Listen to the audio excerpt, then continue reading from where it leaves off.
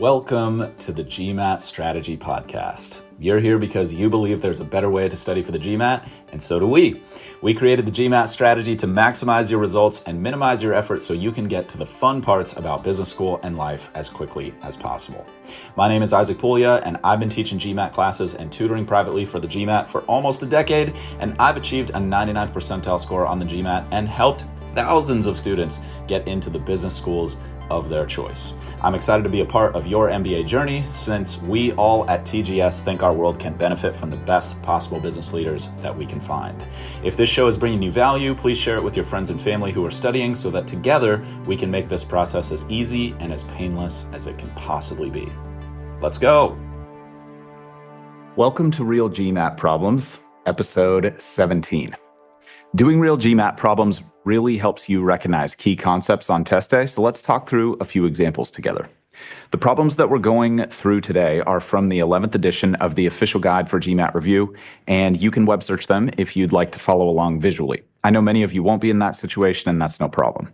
Just so you know, the 11th edition of the official guide is out of print, and that's partly why I'm going through questions from that book, because that way, if you purchase this year's official guide, there shouldn't be any overlap with the questions we'll work through here. The official guide contains retired GMAT problems that have appeared on past exams, so it's a really useful way to get prepared. I'll give you a chance to work through the solution on your own if you want to, and then I'll discuss my thoughts on the problem and my recommendations for what to take away.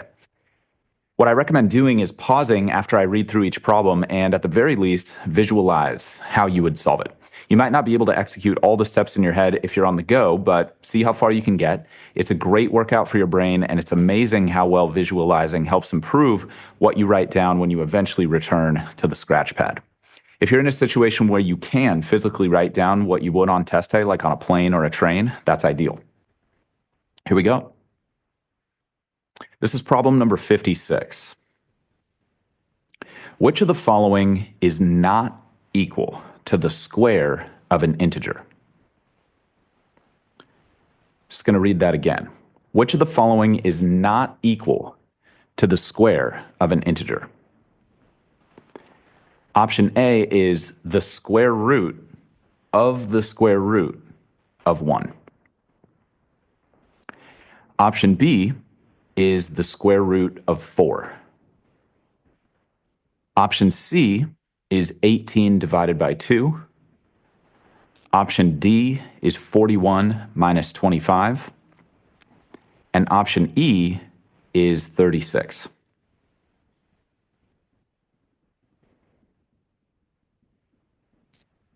Again, I recommend pausing if you want a moment to work through that. This is a great problem to test your math basics, including definitions, and also an interesting twist with 12% of people picking option A, which is unfortunately not correct.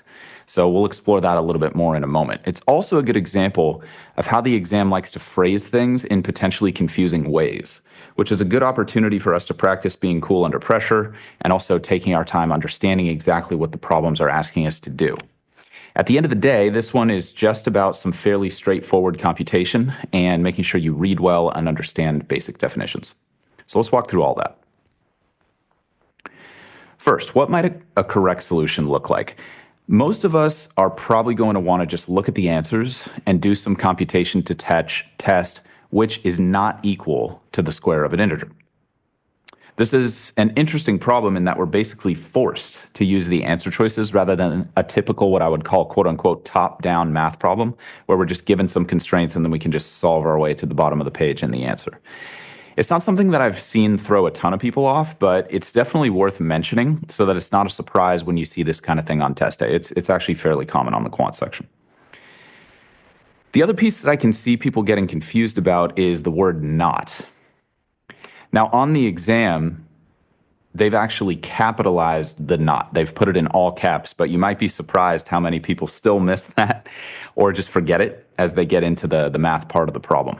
So it's something that I've seen a lot of people make as a mistake. Most of us just are used to more straightforward questions on math tests. Things like which of the following is equal to the square of an integer. That would be more common in a school math test. So it's okay if it takes a bit of adjustment to get super comfortable with that kind of thing. That's actually partly why we're here right now. The more you can get exposed to this kind of thing before test day, the more natural test day should feel. Let's start by breaking down the question. What's the square of an integer? If you're not sure, please check out our Math Basics episode on exponents, which is going to be linked in the description below. Also, if you're not sure what an integer is, if you're just starting out on your GMAT journey, or maybe you've been on this journey for a while and you still haven't taken the time to figure out what the definition of an integer is, it's probably a good idea to check out the basic definitions episode that's linked in the description below as well. In fact, you might like that whole Math Basics series if you're just getting started, just to make sure that you're reskilling and in a good place to tackle these slightly more complex questions that assume that you know the basics well. Otherwise, you're probably aware that the square of an integer is any integer multiplied by itself. For example, 4 is the square of 2. Similarly, 25 is the square of 5, 49 is the square of 7, and so on. So we're looking for an answer choice that does not produce a number like that. Most people are going to find starting with option A and moving down the list of options pretty natural, and there's no problem with that. So let's just go ahead and do that. Option A is the square root of the square root of 1. Well, let's start with the square root of 1, and then we'll take the square root of that number. So the square root of 1 is asking you what number can you square to create 1 as a result. And we've got a whole Math Basics series on roots as well if you want help with that. So hopefully you're thinking 1 times 1 is 1, which is true. So the square root of 1 is just 1. If we perform that operation again, we still get 1. So hopefully that's not a surprise. So square root of 1 is 1. Square root of 1 is also 1. So if we computed A, the result would just be 1 by itself, and 1 is the square of an integer. 1 times 1 is 1. We just talked about that. So that's not what we're looking for here. We're looking for an answer that is not the square of an integer. So now you can start to see why, even though that not is capitalized, it can get a little dicey, especially when you add some time pressure into the situation and some high stakes. So we'll come back in a moment to why I think so many, again, 12% of people are picking that answer, even though it's wrong. But let's work through B first. So what's the square root of 4? Hopefully you're thinking square root of 4 is 2. And 2, is that the square of an integer? Think about that. Is there a number out there that I can multiply by itself that's an integer and get 2 as a result? I can't. There's no integer I can multiply by itself to generate 2. 2 does have a square root. It's just not an integer square root. And the question's asking us for the square of an integer specifically. And so option B is actually going to be our correct answer. B as in beta. Square root of 4 does not produce the square of an integer. If you step back for a moment, I do think that that is kind of tricky if you think about it, because 4 is the square of an integer. So it requires a bit of deeper thinking and reasoning in the moment in order to produce the correct response. And when you add the high stakes, the time pressure, the potentially uncomfortable environment of test day, all those things can cloud our minds a little bit, and all of a sudden we just like the familiarity of seeing 4, and 4 is the square of an integer, and it just takes that little bit of extra energy to think through that. Now, hopefully most of you didn't struggle with that. That's awesome. But some of you may have, or you may struggle quite a bit with that kind of thing. And I've got some tips for you on that in just a sec. First, though, a lot of GMAT quant questions are like this. Recall the section is called quantitative reasoning, not quote-unquote math knowledge. If the test was called math knowledge, we'd be doing different types of problems, in my opinion. So while it's extremely important and useful to have math knowledge to make reasoning through these quantitative questions easier, or maybe even possible in some situations, we'll still usually have to go a little bit beyond math knowledge to get questions right consistently in the quant section. And I just want to put that on your radar so that it's not a surprise when you see it, like I said earlier. Now on the exam, I would stop at B as long as I'm 100% confident in my math. And if I've done a good job building up my math basics, and I go through a decent process here, and I follow some simple guidelines to make sure I'm not missing questions I know how to do, such as writing what's given and what's asked 100% of the time. We'll circle back on that a little bit later today. Then I'm just going to pick B, and I'm just going to go with it. If I'm not feeling super confident, though, which can happen in certain types of problems, then I might test C, D, and E just to get that extra level of certainty. And that's totally fine if that feels better to you and you're not having time trouble in this section. So here's how testing those would go. C is 18 divided by 2, which is 9. And 9 is the square of 3. 3 squared is 9. So C does produce the square of an integer. That's not what we want here. We want an answer that does not produce the square of an integer. D is 41 minus 25. That's 16, which is the square of 4. 4 squared is 16. And E is 36, which is the square of 6. 6 squared is 36. That's the least chosen wrong answer. So looks like people are looking at 36 and for the most part, pretty much figuring out what the deal is there. So B is the only option that doesn't yield the square of an integer. It's kind of interesting to note, let's make a few notes here actually. It's kind of interesting to note first that this is a very definitions-focused problem. So in some regards, it's very much about math knowledge. But I think my points about reasoning above still stand. I don't know if this is like a quote-unquote pure math question. I think it'd be kind of a difficult argument to make. So why are so many people picking A? Obviously, most of us on the business school track are at least competent with reasoning through things. So what's the story with this? I always tell all of you, and forgive me if I'm just using this analogy way too much, but imagine 100 of the brightest minds in business of your age and generation in a room, and 12 of them go for A on this question. Like it's kind of like, man, how's that happening? You know, these are really smart, motivated people. What's the deal? I think there could be a few reasons why so many people are picking A. First one is probably that people have memorized that when you take the square roots of numbers, there's a positive and a negative solution most of the time. And this is like a very well-intentioned thing to memorize when you're studying for the GMAT. And that actually is true when you're taking the square root of variables. But it's probably worth memorizing that it is not true when you're taking the square root of only numbers on the GMAT. There may be exceptions outside the GMAT, but we're talking specifically about how the GMAT thinks about these things. So that's really worth memorizing. If you're taking the square root of a known number on the GMAT and not the square root of a variable, like it's not an equation, it's just square root of 9 by itself, that's always going to be positive. Square root of 9 by itself is always positive 3 on the GMAT. The time where you want to think of a positive and a negative solution is when you're also square rooting a variable at the same time, such as an equation like x squared equals 9. If it's x squared equals 9 and you're going to take the square root of both sides to isolate x, that has two solutions. X could be positive 3 or negative 3. So let me just repeat that. If you're just square rooting a number by itself and not square rooting a variable, it's always positive. If you're square rooting a variable and a number at the same time, like in an equation, then you're going to want to at least consider whether there could be a positive and a negative solution. If it's x squared equals 0, you're not going to get a positive and a negative solution. But 95% of the time or more on the exam, you're probably going to have a positive and a negative. The exam really likes to test that kind of thing. But every once in a while, they'll do something like what they do in A, where it's kind of like they knew you studied that, and then they're kind of like stabbing you in the side. You know, it's kind of like a gotcha moment or something like that. At least that's kind of how I think about it. I don't know if it's really that devious or that intentional, but it feels that way. It feels very personal when I pick wrong answers like A on GMAT questions. I'm just speaking for myself. Maybe I'm alone on that. Again, it's probably not personal. I'm just saying it feels that way. So if you're not sure why that works, like why when you square root both sides of an equation, you should be looking at a positive and a negative solution, please check out the exponents lesson that's linked in the description below. I'm not going to go long on that here. Already went long on that on the Math Basics episode. So let's wrap this up. Please do yourself a favor. Just memorize that when you're taking the square root of a number on the GMAT, it's positive. When you're taking the square root of a variable, it could be positive or negative. Many questions hinge on that fact.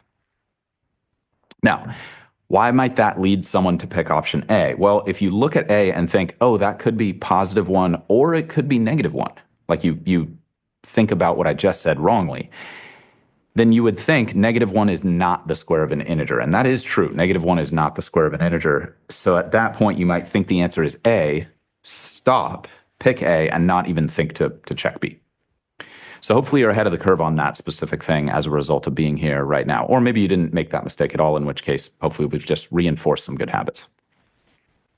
There are definitely other reasons people might be picking A. For example, I think probably the most common, if I had to guess, is that people just miss the word not in the question or they forget about it. and they just pick the first answer that does yield the square of an integer. So they're like, oh, square root of 1, that's just 1. That's the square of an integer. Great. Huh. Joke's on you, GMAT. And then they just move on because they're feeling the time pressure. So that's why I'm going long on some of these questions. These are low difficulty level questions. A lot of you, if you're coming in at a high level in quant, or you've always been great at standardized tests and you're just kind of getting your feet wet, checking out the whole GMAT thing. I don't want you to think that all the questions in GMAT quant are at this level, because this is actually a relatively low difficulty level GMAT question. You're definitely going to see questions that are way, way, way more complicated and difficult and challenging, and I mean, all the difficult words we could come up with. The GMAT quant section is very well orchestrated to be hard for the vast majority of people. Not saying it's hard for everybody. But I want to start at a low level for a few different reasons. Number one, it's a good segue from the Math Basics series for those of you who are not starting at a super high level in quant. And number two, I think you're going to find that as we get into harder and harder quant questions, a lot of the just comically basic things that we might be discussing here are going to scale super, super well on those hard questions. Like, hopefully I'm going to help you realize, like, wow, this hard question is really just like a bunch of these smaller, easier, basic things put together. It's not true 100% of the time. But I think when you can see that maybe 50% or 80% of hard quant questions are what I just talked about, I think it can just take some of the mystery and some of the like psychological challenge out of the quant section. And I think that's good for a lot of people, everybody. I think the psychological weight of this exam is already so big. And I don't even know if that's good or bad. Like it just kind of is what it is. But I think if we can take away any of the stress that does not enhance your performance, then you're probably getting into B school faster. You're probably living the dream faster, and you're probably serving the world at a higher level, which really is the ultimate goal here. So weirdly, there are a lot of ways to miss this question, even if you do know your basic definitions well. And that's why you've heard me recommend to write what's given and asked on every problem so much. And I'm probably just going to sound like a broken record this whole series and through the end of this episode as well. But if that's all it takes is me repeating myself a bunch to help you finish this process faster and avoid all the pain and pitfalls that I went through personally in this process when I was in your shoes, then I'm willing to do it. So if you have questions on any of this stuff, feel free to reach us at the GMAT Strategy on current social channels. You can DM us if you like to DM. If you prefer email, you can email us at contact@thegmatstrategy.com, contact@thegmatstrategy.com. And we'll do our best to help you out. That's probably everything that's worth discussing on that problem. Let's try another one. This is problem 57. The problem says Fermat primes are prime numbers that can be written in the form 2 to the k power, and it's 2 to the k power, like imagine that in parentheses, plus 1 outside the parentheses. So the plus 1's not in the exponent. It's 2 to the k plus 1, where k is an integer and a power of 2. I'll read that again in a second. Which of the following is not a Fermat prime? I'll read that again. So Fermat, I believe, is the name of a famous mathematician, and they're kind of, I don't know if they're coining this term or if this is a real term. Actually, I probably should look that up.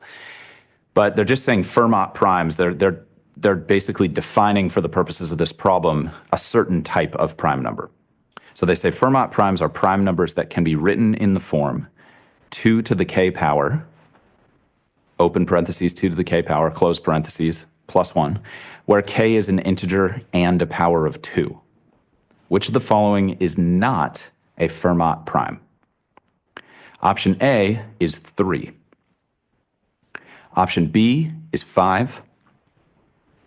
Option C is 17. Option D is 31. And option E is 257. Again, I recommend pausing if you want to visualize your solution path here. Highly recommended. This is interesting because it's like a slightly more complex or maybe very, very complex version of the previous problem, but it's a great example of how often this way of asking questions comes up. So just trying to help you get more comfortable with it, like I was saying before, so it doesn't cause you to miss things that you deserve to get credit for. There are a few additional concepts involved in this question, so I recommend you check out our special cases math basics episode, which is linked in the description if you're not sure what prime numbers are, or if you're just getting started and maybe you're feeling a little fuzzy about what prime numbers are, like maybe it's been a decade or two since you thought about what a prime number is. That's totally fine if you're in that situation.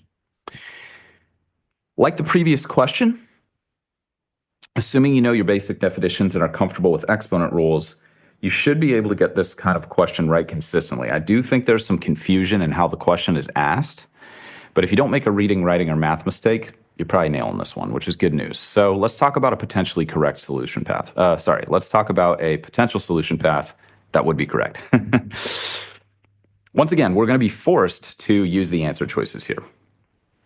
In this case, though, the math and logic are a little bit more complicated, like I said, so we're going to use a slightly different approach. We're given this equation to create what they call Fermat primes. That's, again, 2 to the k plus 1. But there are some interesting restrictions on k. It has to be an integer, and it has to be what's called a power of 2. So let's break that power of 2 part down a little bit. If you're solid on your definitions, you probably instantly knew what that meant. But if you didn't, power of 2 just means it's the result of taking the number 2 to any integer exponent. This is very related to the concept of a square of an integer that we were looking at in the previous problem. The square of an integer is a type of power. It's to the power of 2. But if we take a number to the 3rd, 5th, or 7th power, that's another way of saying we're taking it to an exponent. That's all that means.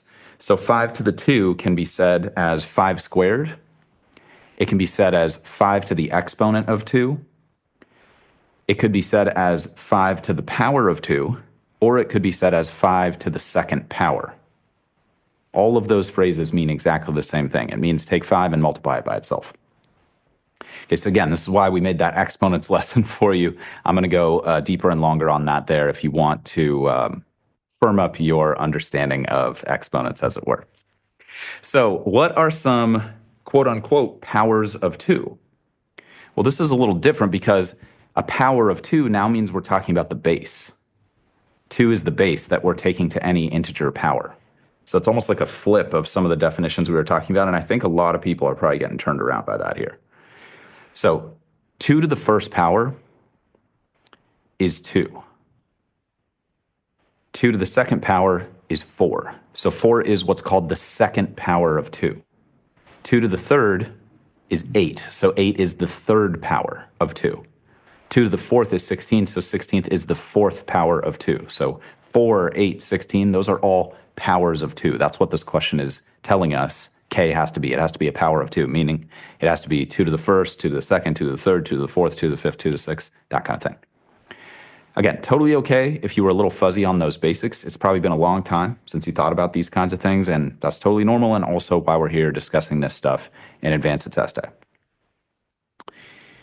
As you can see, though, they are tested on the GMAT, so it's worth brushing up a bit, and that's why we made that whole math basics series for you. So please take advantage of that if you think that would be helpful. Now that we know what powers of 2 are, we know our possible values of k. K can be 2, k could be 4, k could be 8, k could be 16, on and on. So let's apply that information to the answer choices. If we take 2 to the k plus 1 and we start with k equals the 1st power of 2, or 2 to the 1st power, which is just 2, we would get the Fermat prime is 2 to the 2nd power, which is 4, and then plus 1 outside the parentheses. So the result there would be 5. And so that allows us to rule out option B, as in beta, because that's 5. And we're looking for something that cannot be a Fermat prime. That's what the question asked us. It said, which of the following is not a Fermat prime? Well, I just plugged into the formula, and I got 5, so 5 clearly can be a Fermat prime. So that's why we take out option B.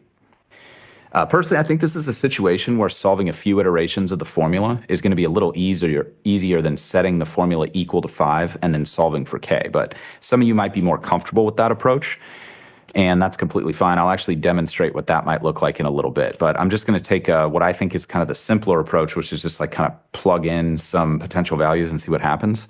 And I think it's a good way to get traction on these questions that might be a little like definitionally weird or unusual. So let's try another power of 2. Let's try the second power of 2, which is 4. That would give us the formula 2 to the 4th plus 1. 2 to the 4th is 16, plus 1 is 17. So that means we can eliminate option C, as in Charlie. 17 can be a Fermat prime. Let's try the third power of 2, which is 8.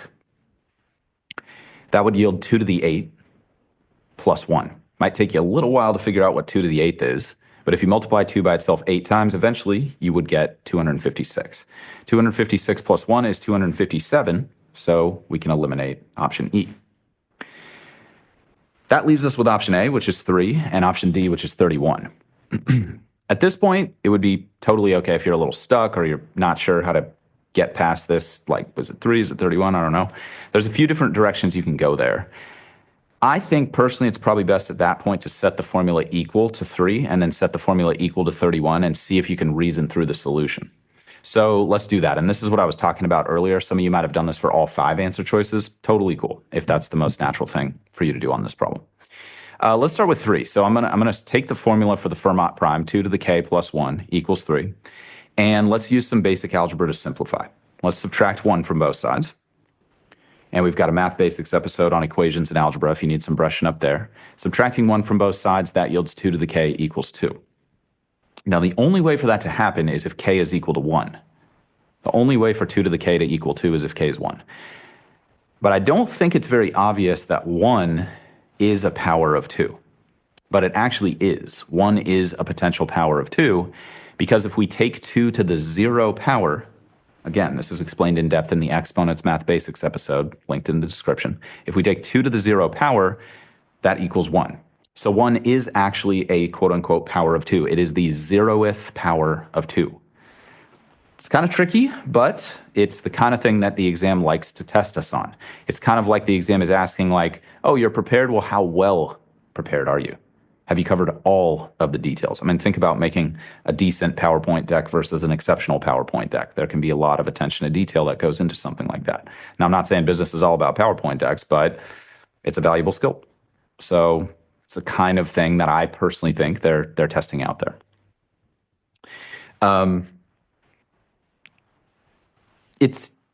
It's pretty unusual to just like practice something one time and fully master it. So even if you went through that Math Basics series and you kind of vaguely remember 2 to the 0 could be 1, I wouldn't be afraid to just put some heavy repetition into those episodes because repetition really works when it comes to the learning process. And I would love to be the kind of person who just sees something once and then remembers it forever and instantly understands it. I'm not that person. Just statistically speaking, you're probably not that person. And that's totally cool. Let's just embrace the reality of that, put in some reps, and that should do the trick and form a really good Math Basics foundation for you.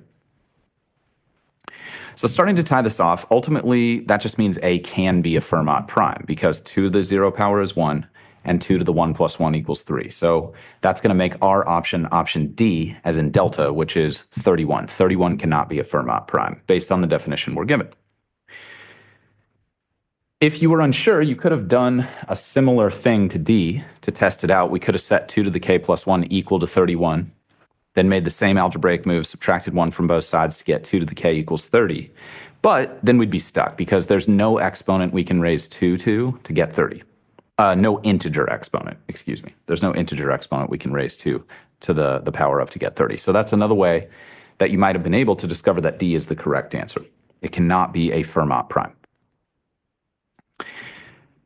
Either method works. Just for the record, plug in powers of 2 and test the answers. That's what I did, and that got me down to A and D. Or you can set each answer equal to the formula and solve for K. Or you can do both, like I did.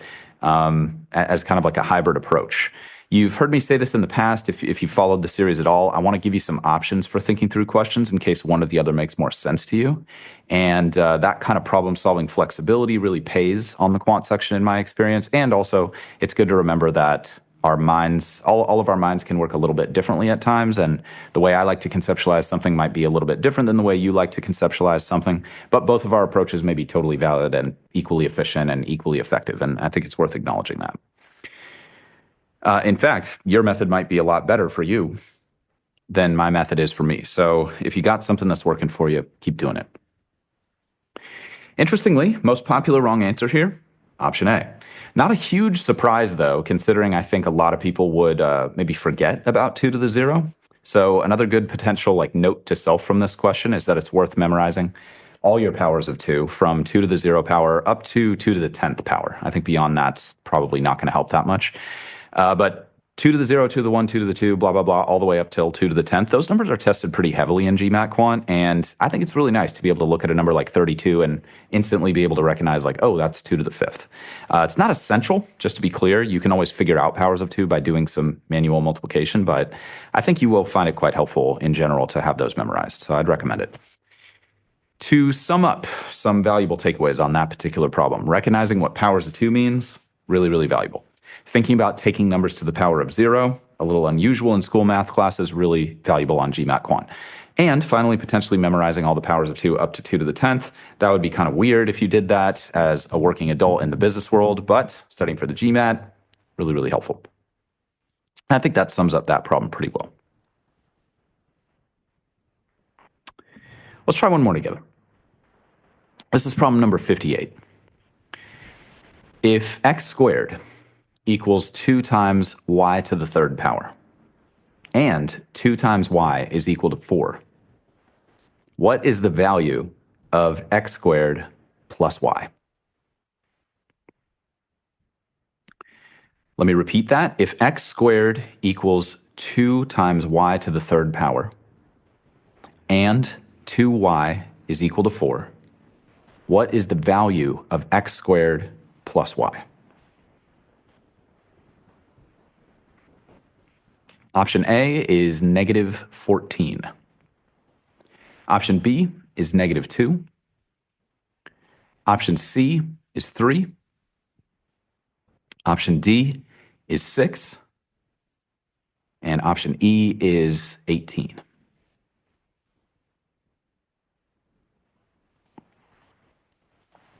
Again, recommend pausing, visualize how you would construct your math on test A if you were doing this problem by hand.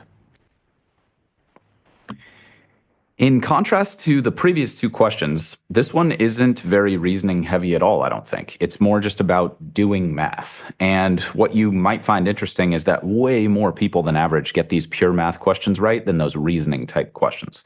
And that's partly why you've heard me talk so much about process rather than just content in this series.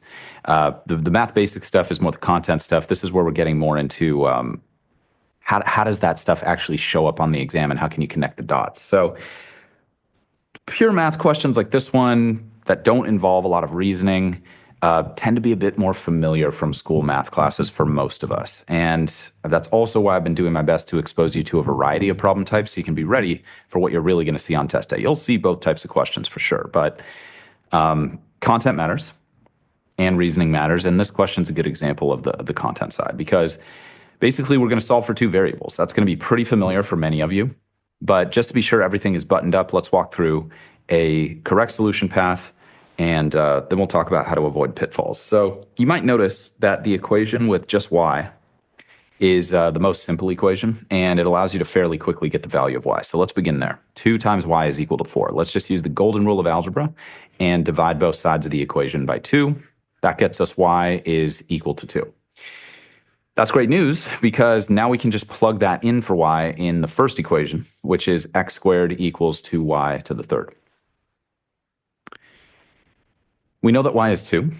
We got to obey PEMDAS, so exponents first. So first thing we're going to do is we're going to take 2 to the third power. That's 8. Then we'll do the multiplication part. That's 2 times 8. So the right-hand side of the equation is going to be 16. We've got a Math Basics episode on PEMDAS for you as well if you need that. So x squared is equal to 16. That's what our equation looks like now. Quick point here. In this question, we're just asked for the value of x squared plus y. So technically, we don't need to solve for x here. We can just use x squared as 16 and use that to get to the answer. But I do want to use this opportunity to drive home my earlier point about square rooting variables versus square rooting numbers. So I'm just going to kind of take a little side quest here. If we did want to solve for x, we would be square rooting a variable. So that would mean x could be positive 4 or negative 4. That's a good example of that. Again, we don't need to worry about that in this problem, but it is a often big deal on future problems, so just be on the lookout for that kind of thing. Now, just in case that's still confusing, we are also square rooting 16 on the right side, which is just a number. So if it makes more sense to you to think about when I'm square rooting a variable and a number, I should think of a positive and negative solution. That's totally cool. But when I'm square rooting only a number and not a variable at the same time, that'll always be positive. Some people find that a little bit easier to conceptualize and memorize rather than square rooting a variable plus minus, square rooting a number, always positive. It's totally up to you. It's the same concept, but I could see a lot of people finding it easier to think about it this way, just in case that helps. Now, we know x squared is 16. We know that y is 2. Question is asking us, what's x squared plus y? So that's just going to be 16 plus 2. That yields 18, which is option E as in echo, and that is the correct answer. Again, pretty straightforward math-heavy problem type. If you're good with solving math, this one probably went pretty smoothly. If you're just getting started and it's been a while since you've done algebra or you've never felt good with algebra, which is totally fine. Plenty of people enter into GMAT world in that situation. Again, we've got a whole series to help you reskill on that. Let's talk about some pitfalls here. Option D is, which is 6, is the most common wrong answer. So think about this for a second. Any idea why people might be picking 6 instead of 16? My best guess is that instead of solving for x squared plus y, they're just solving for x plus y, which if we solved for x would just be positive 4 plus positive 2, because we solved for y earlier and that was 2. So if I just do 4 plus 2, I get 6. Please do not do that, everyone. That is a super avoidable mistake, but it's also super common. And I do want to be clear. Part of the reason I'm being so heavy-handed with this recommendation is because I wasted months of study time not correcting those small things. And I'm never getting that time back, everybody. So hopefully I can save you some time as a result and make it mean something. So more to say on that in a sec. I think this one's pretty easily solved. That problem's pretty easily solved by the always writes what's given and asked habit that I've recommended just like to an absurd degree, hopefully at this point. But if you have a better idea for how you can prevent those kinds of mistakes for yourself, then by all means, feel free to stick with your own approach. I am never going to argue with your results. Having said that, it's pretty crazy to me how much it helps to just write what's given and asked 100% of the time. Like I think going into this test, it wouldn't seem like that's going to be a big deal. And it's definitely not a silver bullet, meaning it's not going to guarantee you're never going to miss questions you know how to do, but it usually really reduces people's error rate without much of a time and energy cost. So I'd recommend at least testing it out and seeing if it helps. If you hate it and it sucks and it makes your score worse, then it's pretty easy to stop doing it. That's probably a good place to pause for now. We'll be back soon with more problems to work through together and more tips that should greatly accelerate your progress. Again, if you have thoughts or questions or feedback at any point, please find us at the GMAT Strategy on current social channels or email us at contact@thegmatstrategy.com. As always, my greatest hope is that this material will make your studies as easy and painless as they can possibly be. If you want more tips and strategies for optimizing your performance on the GMAT, please head to our website, thegmatstrategy.com, which is linked in the description of this content, and check out our free video on how you can reach your dream GMAT score in half the normal time. Totally free, huge time saver for the vast majority of people who watch it. Should be a really high return on your time. In the meantime, this is a regular show, so please subscribe and please stay positive and stay consistent with your studies. Talk to you all soon.